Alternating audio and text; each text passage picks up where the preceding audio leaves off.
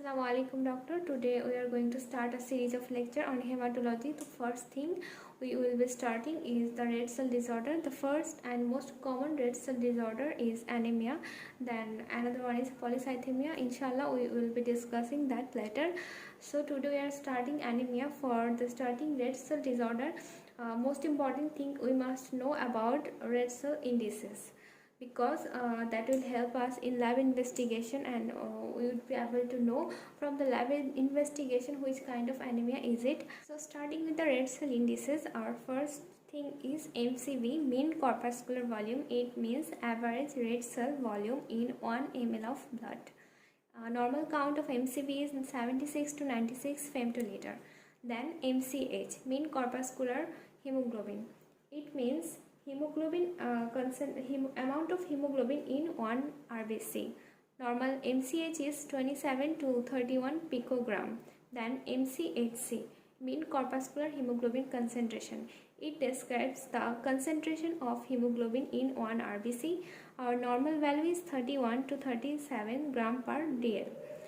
Determining red cell indices, we need a value called PCV or hematocrit. It describes the proportion between the volume of RBC and the total volume of blood.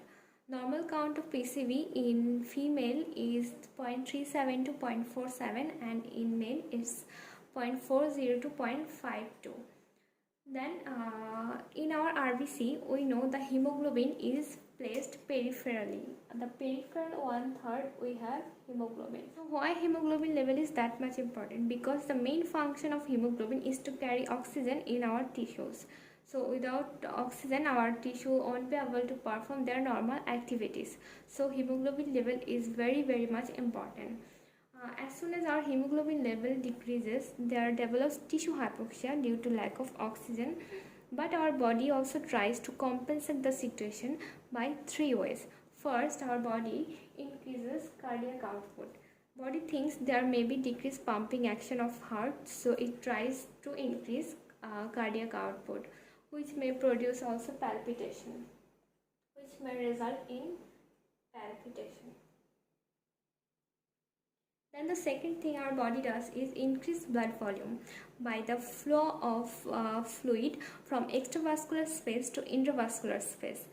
Then third thing our body does is redistribution of blood from the places where oxygen requirement is less to the places where oxygen requirement is much important, and for example from the skin to our muscles or our brain tissue, that's much dependent on oxygen.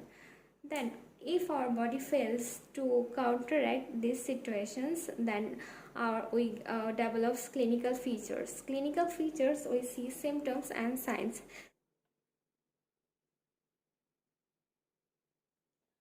Fatigue is the patient becomes tired due to tissue hypoxia. He won't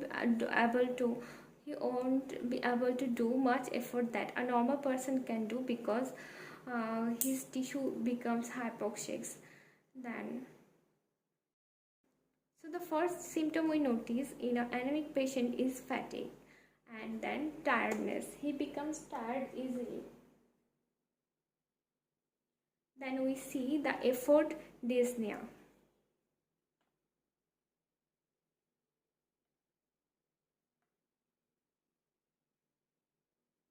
We also notice effort palpitation in the patient.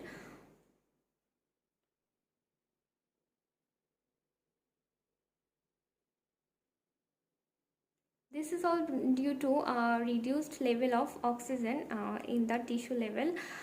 Effort dyspnea is developed because as our tissues are not getting enough oxygen, then our brain thinks maybe there are less oxygen coming through our inspiration, so it tries to compensate the situation by increasing our inspiration, so it produces dyspnea. Same for the heart, things maybe there may be decreased cardiac output, so it tries to increase heart rate and deliver enough oxygen. Then sign, the most important and the most common in all kind of anemia we found is pallor. The patient becomes pallor. So Then comes our classification of anemia. First is morphological classification. It's of three types: microcytic hypochromic, macrocytic, and normocytic normochromic.